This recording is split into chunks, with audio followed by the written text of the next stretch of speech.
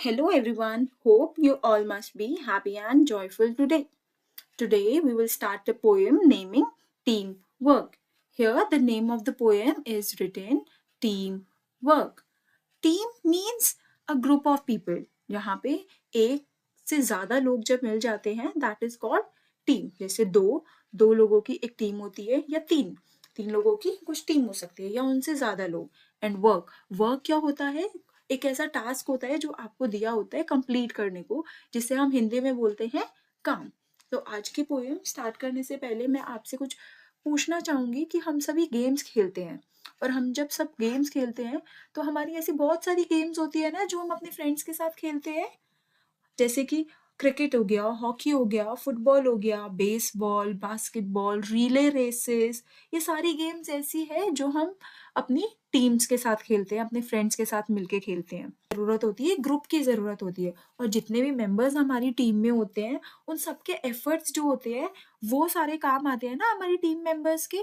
और अगर हमारी टीम मेंबर्स सब अपने अपने बारे में सोचेंगी तो क्या हम ये गेम्स में जीत पाएंगे?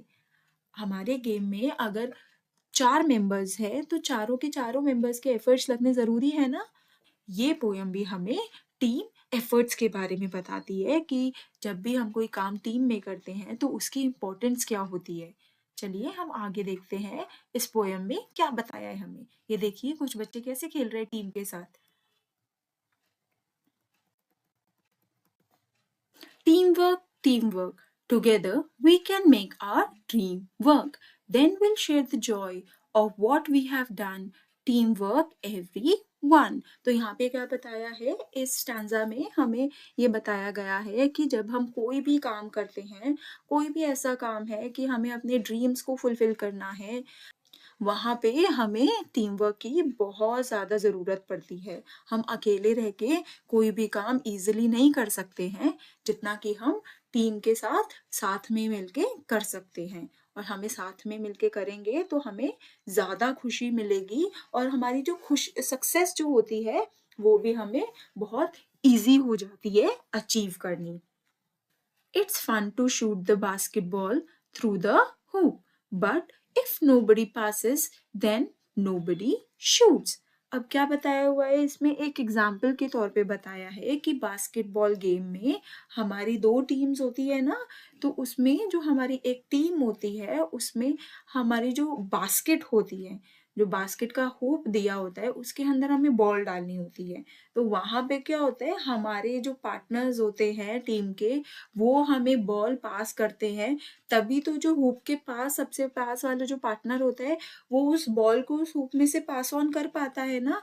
पर अगर जहाँ पे जिसको उस हुप से उस बॉल को पास ऑन करना होता है उसके पास अगर कोई बॉल ही नहीं पास करेगा, बॉल ही नहीं पहुंचाएगा, तो क्या हम लोग उस हुप के थ्रू बॉल को डाल देंगे?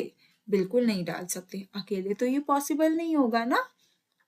And the relay race just can't go on if nobody wants to pass the baton. Second example यहाँ पे क्या दिया हुआ है, यहाँ पे सेकेंड एग्जाम्पल एक रिले रेस का दिया हुआ है.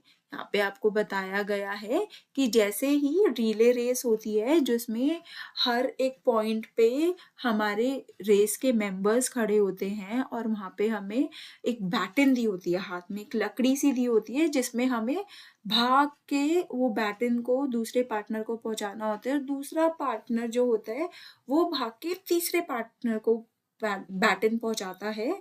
तो ऐसे ही हमारी रिले रेस कंप्लीट होती है. पर रिले रेस में अगर हम बैटन पास ही नहीं करेंगे दूसरे पार्टनर को तो क्या वो रिले रेस हम जीत पाएंगे? क्या वो कंप्लीट हो पाएगी हमारी टीम की? जहाँ पे टीम मेंबर्स के एफर्ट्स अच्छे होते हैं ना, वहाँ पे हमें कोई प्रॉब्लम नहीं होती ऐसे गेम्स को पास ऑन करने की. Third stanza. We are the parts that make up the whole, and we have got our eyes on a common goal. तो यहाँ पे क्या बताया हुआ है कि हम जो है ना, हम छोटे छोटे पार्ट्स हैं. ठीक है, जैसे हम अपनी फैमिली की बात करते हैं तो फैमिली में क्या होता है कि हर एक मेंबर जो होते हैं वो एक पार्ट होते हैं, और जब वो साथ में मिल जाते हैं, सारे फैमिली मेंबर साथ में खड़े होते हैं, तो वो क्या कहलाती है, एक फैमिली. और फैमिली क्या होती है? हमारी होल होती है, पूरी चीज़ होती है। ऐसे ही हम क्लास में अगर बात करें, हर एक स्टूडेंट अकेला-अकेला जब होता है तो दे आर पार्ट्स, वो तो टुकड़े होते हैं। पूरी क्लास अगर एक साथ खड़ी हो जाए तो वो क्या बन जाती है? हमारी होल बन जाती है, वो क्लास बन जाती है हमारी।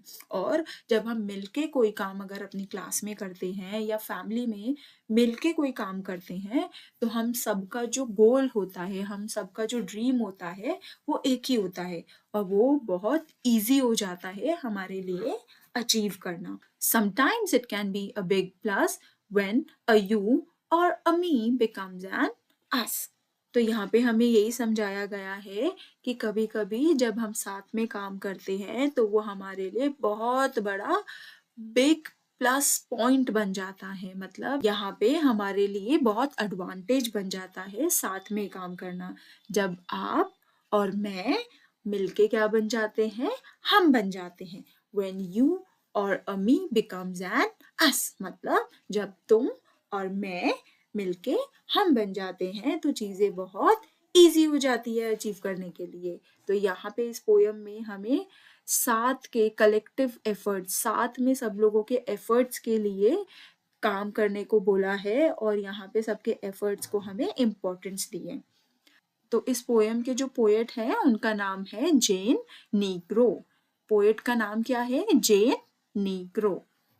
आई होप आप सभी को ये पोएम अच्छे से समझ में आई हो और आप सब भी मुझे कमेंट करके ये बताइए कि ऐसा कौन सा टाइम है जब आपको ऐसा लगता है कि आपने और आपके फ्रेंड्स ने टीम में कोई काम किया है, साथ मिलके कोई काम किया है और उससे आपको बहुत फायदा हुआ है।